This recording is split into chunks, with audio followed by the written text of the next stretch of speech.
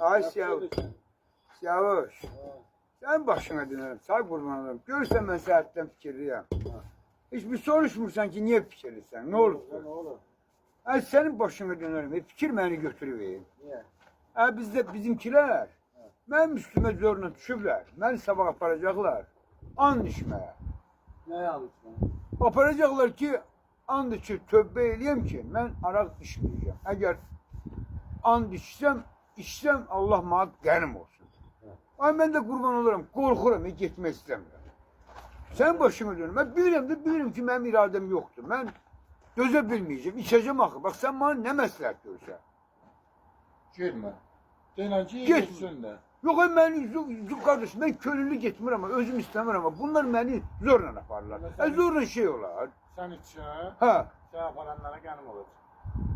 Elə and içim eləmi? Özüm ölüm mən də elə fikirləşirəm.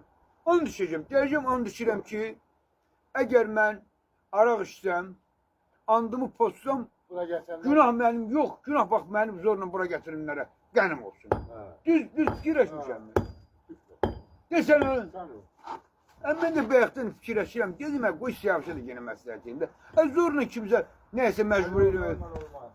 Zorla ne iş olur qardaş? Zorla mən Müslüman nə düşmüsünüz? Siz bilirsiniz ki mən bunu